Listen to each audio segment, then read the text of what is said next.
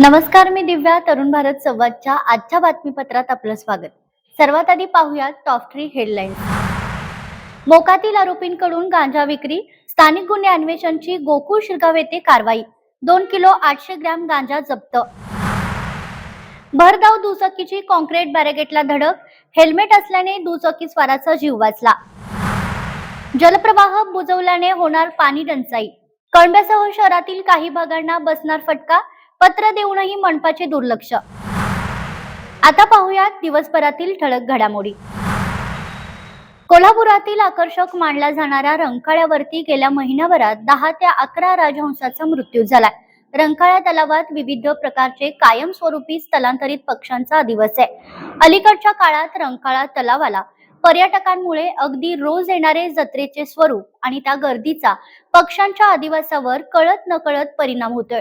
रंकाळ्याचे अस्तित्व चांगले टिकून राहावे यासाठी सर्वांनी प्रयत्न करावे अशी मागणी रंकाळा प्रेमींकडून केली जाते.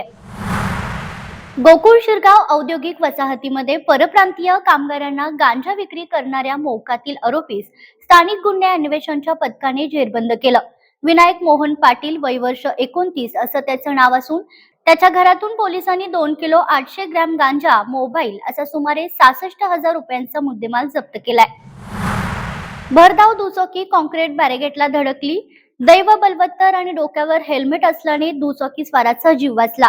पण कॉन्क्रीट बॅरिगेटवर लटकलेली दुचाकी पाहण्यासाठी बघ्यांची गर्दी वाढली होती.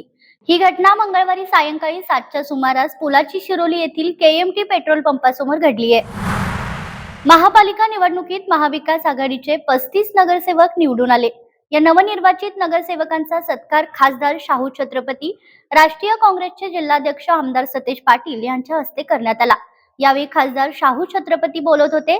महापालिका निवडणुकीत जनतेने कोल्हापूरचा पुरोगामी विचार दाखवून दिलाय.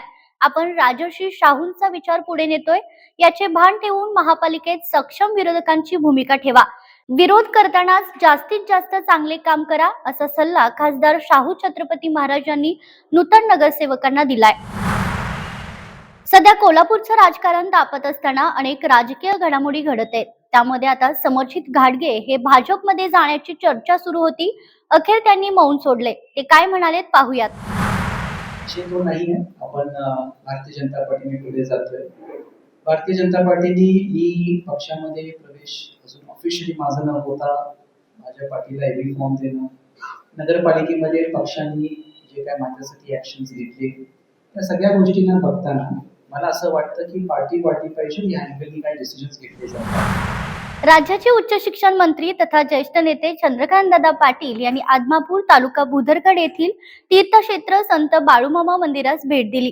यावेळी त्यांनी श्री संत बाळूमामाचे विधिवत दर्शन घेतले. राज्यातील जनतेच्या सुखासाठी, समृद्धीसाठी येणाऱ्या जिल्हा परिषद निवडणुकीत चांगले यश मिळावे अशी ही प्रार्थना केली. यावेळी बाळूमामा देवस्थानचे लक्ष्मण होडगे, सरपंच विजय गुरव, प्रवीणसिंह सावंत, देवराज बारदेसकर उपस्थित होते. कोल्हापूर महानगरपालिकेकडून निवडणूक भत्ता अद्याप न मिळाल्याने भारतीय मजदूर संघाच्या वतीने आशा सेविकांनी आंदोलन छेडलं.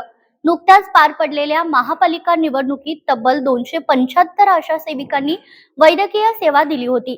मात्र निवडणुकीसाठी केलेल्या कामाचा भत्ता अद्याप मिळाला नसल्याने आशा सेविकांमध्ये तीव्र नाराजी व्यक्त होतीये. या मागणीसाठी आशा सेविकांनी महापालिकेसमोर ठिय्या आंदोलन करत प्रशासनाचं लक्ष वेधलं. यावेळी प्रशासनाविरोधात जोरदार घोषणाबाजी करण्यात आली, ज्यामुळे परिसर दणाणून गेला. जोपर्यंत निवडणूक भत्ता मिळत नाही तोपर्यंत आंदोलन सुरू ठेवण्याचा इशाराही आशा सेविकांनी दिलाय. या आंदोलनामुळे महापालिका प्रशासनावर दबाव वाढला असून लवकर निर्णय होण्याची अपेक्षा व्यक्त केली जाते.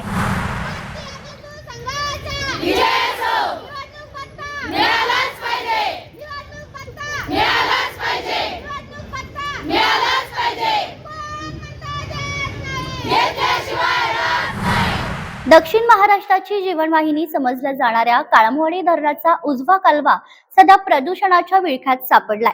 काही बेजबाबदार शेतकरी आणि स्थानिक नागरिकांच्या निष्काळजीपणामुळे कालव्याचे पाणी कमालीचे दूषित झाले असून हे पाणी आता पिण्यायोग्य राहिलेले नाही. यामुळे या क्षेत्रातील हजारो लोकांच्या आरोग्याचा प्रश्न ऐरणीवर आलाय.